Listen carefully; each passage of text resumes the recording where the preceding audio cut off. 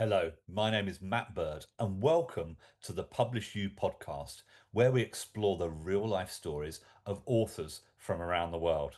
Today, I'm joined by Sam Barry from Ontario in Canada, who has written a book called Fighting Well. Great to have you with us, Sam. Welcome. It is a pleasure to be with you here today. It's been a an enjoyable journey. Wonderful. Yeah, and we'll come back to a little bit more of that journey later. So tell us, who are you? What do you do? What's your thing? Who are your Mhm. people? Yeah, absolutely. So again, my name is Sam Barry. I am a pastor in Stouffville, Ontario, Canada. I have been working in churches and in leadership for about 20 years now, So you've in a experienced a lot number of of. fighting. Yeah, absolutely, absolutely. I mean, I think the earliest fight I remember was arguing with a nurse when I was a toddler, being checked over for something or other. So I think we all have one of those rich experiences with conflict in some way, shape, or form. And after 20 years in leadership, it's provided me more than a few instances and stories where maybe I've handled things well, and maybe there's some things I could have done differently. And yeah, this has been the journey of putting all of that in an orderly fashion, pen to paper. Amazing, amazing. And what what was it that made you want to write a book? hmm So I've always come across a number of individuals in my field and in my circles who have written books before, and I was always so impressed by their ability to clarify concepts and to communicate it in a way to be able to share with others. I always considered it as something that would be awesome to do, but that I would never have the skill sets, capacity, time management to be able to tackle that project. So in that sense, it's always been probably a deep down desire and dream to be able to share through writing with others, but one that I never really considered myself uh, qualified or had a strategy of structure enough to tackle that Wow. journey.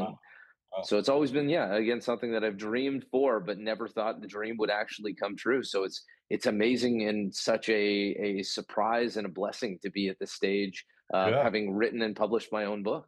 amazing. And what changed? hmm it was, yeah, a few things. Number one is seeing the framework in which PublishU offered to help accomplish that goal. Being invited by an author who had published through PublishU previously, and being encouraged that the journey and process is laid out in such a way that makes the entire experience possible. It structures out in a way that logically makes sense, and the direction that's given at every stage of the journey really helps make the entire journey realistic in terms of accomplishing it, and also accomplishing it within a certain kind of framework and window. It's not something to scribe and hope that at some point over months and years it will find its way through to completion, but to be able to know that at the end of the 100-day journey, to have a manuscript at the end of that was enough of an encouragement and a framework to think that is definitely something that I could accomplish. That is something well within my skill sets and is laid out well enough that um, I could do it. Yeah. And now your book is written, it's published and available globally. I mean, Sam, I mean, how does that make you feel? Oh, in all honesty, there are moments where I still catch myself thinking like, "Oh, this must be somebody else. This must be a dream." To again be able to see the whole thing and have again a photo on the back that is me, not just some leadership guru who's written a book from somewhere else in the world. It still doesn't quite feel real, but at the same time, it really is a dream come true of something that I've always wanted to do but never actually thought possible, and here we are, and the dream came true in a lot of ways. Mm. So yeah, I still catch myself waking up thinking to myself, oh, I guess I am a part of that club now of being an author and having Yeah. written a book. And it's been neat to see again the number of people in my circles, my community, my organizations that are just rallying around to support, to encourage, who are lining up with emails, just hey, just let me know when it's finally there. Who were checking Amazon for weeks before just to see if it had been up and released yet. And it's so much of a blessing and encouragement to be at the stage of the journey and to have had the support from PublishU and as well as all of my circles to seeing this all come true. Yeah, amazing. And you've written about an incredible subject that needed writing about, and you called it Hmm. fighting well. So, what does it mean to fight well, Sam? Hmm. Well, that's the punchline at the end of the book. But the whole concept is this idea of when we get into conflict with individuals, which happens in every corner of our life. It happens at work. It happens with family. It happens with friends. It happens with bosses and mentors and random people on the street. And when we get into these conflicts, it weighs heavy on us. We tend to, when we get cut off by somebody on the road, spend the rest of the drive kind of miffed and upset about the whole thing, and that can wreck our entire day. So it Mm, started to raise this aspect and kind of question for me of how do we navigate these experiences that we have, these conflicts that we end up, and especially ones that we didn't start or ever want to go looking for. How do we manage it in a way that we can hold ourselves together through that journey of trauma and chaos and struggle? And to do that, there's a lot of different parts of that journey. There's navigating the actual event that happened, the thing that we disagreed about. There's aspects of understanding the type of people that we're talking about, the way people think, the way that they respond. Even in terms that we all have a fight or flight response in some way or shape to conflict. And it's learning a little bit about where we fit on that spectrum and where the other person fits on that spectrum, yeah. all with the goal of helping build some strategies and tools to be able to make it through conflict in a way that you are happy with how you handled it, you stayed true to what you believed in, but also communicated well, you communicated compassionately, and at the end of it all, how to put yourself back together after a traumatic experience that maybe even didn't have a great outcome and maybe never will. How do we learn to carry the weight of our experiences and be able to move forward in a way where we aren't bogged down by the baggage that we get along the way, to be Mm, able to learn to draw value from rough experiences, and so that the next time we end up in similar situations, we will be more prepared to handle it well, more mm. prepared to be able to fight in a way where we take care of ourselves in that whole journey. Yeah. So give us one nugget, Sam. You've had a blowout Hmm. with your partner at home or the kids or your colleague at work or a friend, and you know, give us just one little nugget from your book that Hmm. just we can take away Yeah. right now and do something with. Absolutely. I think one of the things that definitely helped me the most was learning how to reflect on a conflict and get down to the core of what happened. The idea of separating the people from the problem itself. When we Mm, get in a fight with somebody, it's often over a disagreement over a belief or an action.